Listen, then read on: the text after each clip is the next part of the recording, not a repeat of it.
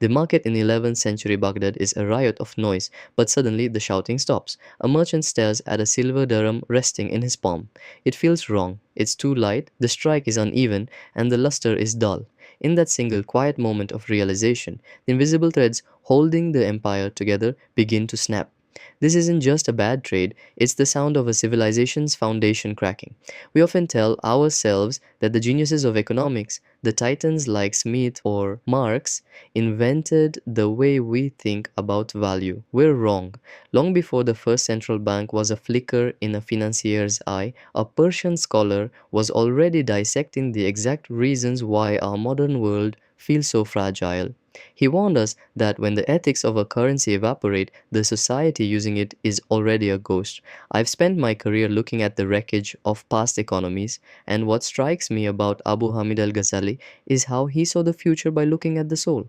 To understand his world, you have to wipe away everything you know about the Dark Ages. By the year 1100, while much of Europe was a fractured collection of muddy hamlets, the Islamic world was the literal sun of the planet. It stretched from the orange groves of Spain to the mountains of Persia.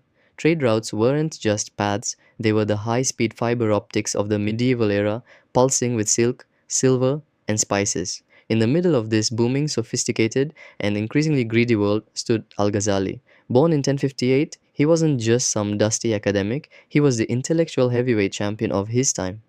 By his 30s, he held the most prestigious chair in Baghdad, but he looked at the glistening wealth around him and felt a deep biting cold.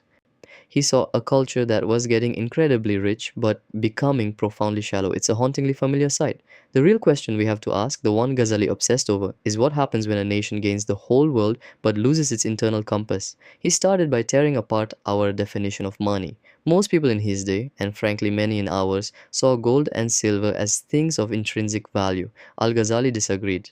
To him, money was a ghost. It has no body of its own. Its only purpose is to haunt the things we actually need, like food, tools, or clothing. He viewed money as a neutral referee in a game of exchange. If the referee starts trying to play the game or scoring points for himself, the game collapses. This is a radical departure from the Aristotelian view of money as a mere convenience. For Ghazali, money was a psychological contract. This leads us to his most biting observation, the sin of the stagnant reservoir. We call it hoarding. To Al-Ghazali, locking wealth away in a chest wasn't just a personal choice, it was a crime against the community. Imagine a river that stops flowing and turns into a swamp. The water is still there, but it's useless, breeding rot instead of life.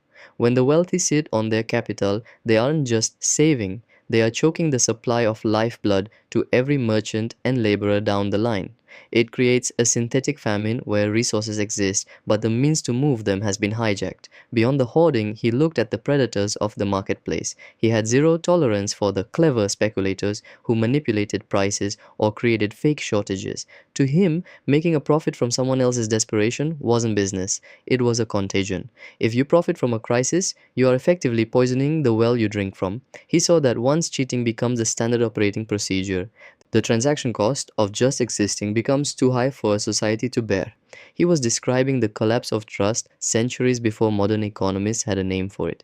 Then there is the role of the state. What strikes me here is his courage. He watched rulers do exactly what modern governments do. They dilute the currency, they shaved the gold or debased the silver to pay for their wars and palaces, effectively taxing their citizens through a slow, quiet it. Al-Ghazali called this out for what it was, a betrayal of the highest order. He argued that a ruler who messes with the purity of a coin is destroying the people's faith in the future. Once that fades, the currency becomes nothing more than painted metal, and the people will flee to any other medium of exchange they can find. It was a chain reaction. A corrupt palace breeds a corrupt market. If the king steals by degrees, the merchant steals by ounces. This wasn't just moralizing, it was a clinical diagnosis of institutional decay. He saw that an economy is not a machine made of gears and levers. It is a delicate ecosystem of belief. When the belief dies, the machine seizes up, no matter how much gold you try to pour into it.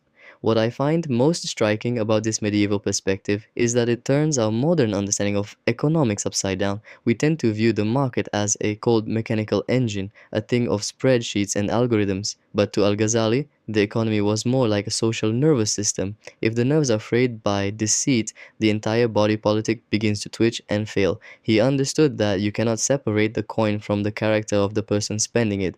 This wasn't just spiritual advice, it was a brutal practical warning about how civilizations actually function. He saw that laws and regulations are ultimately just paper barriers if the underlying incentives are skewed. When a society reaches a point where the easiest way to get ahead is to manipulate, hoard, or exploit, you aren't just looking at a few bad actors. You are looking at a system in its twilight. He argued that wealth stripped of responsibility acts like a heavy anchor on a sinking ship. It might look impressive from the deck, but it's the very thing dragging the vessel under. To him, a nation's strength wasn't measured by the weight of the gold in its vaults, but by the transparency of the hands that moved it. This brings us to the terrifyingly modern reality of currency collapse.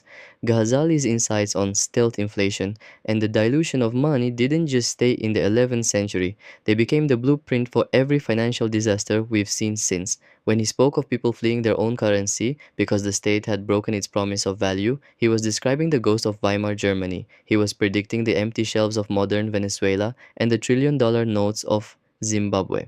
He saw that money is essentially a shared language of hope. Once the government starts lying with that language, the conversation ends. People stop building for the future because they can no longer trust the tools of the present. The real question we must ask ourselves today is whether we've actually learned anything or if we are just making the same mistakes with faster computers. We live in an era of runaway debt and speculative storms that can wipe out entire industries overnight. We see the same hoarding he detested now hidden in offshore digital fortresses. We see the same price manipulations now executed by high-frequency trading. The scale is global, but the human impulse, the desire to extract without contributing, is identical to what Ghazali witnessed in the markets of Baghdad. To me, the core of his message is a survival principle for the 21st century. He believed that a society could endure a period of scarcity, but it could never survive a total bankruptcy of trust.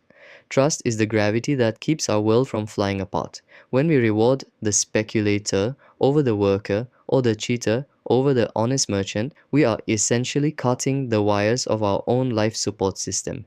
Ghazali didn't want us to abandon the market. He wanted us to realize that the market is a mirror of our collective soul.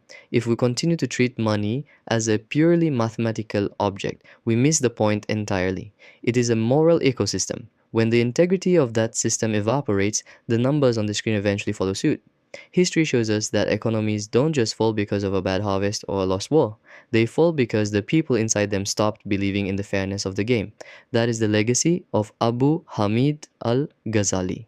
He gave us a diagnostic tool for our own survival, written nearly a millennium ago. The only thing left to see is if we're finally wise enough to use it. If you want to understand how financial history repeats itself, subscribe and join our journey.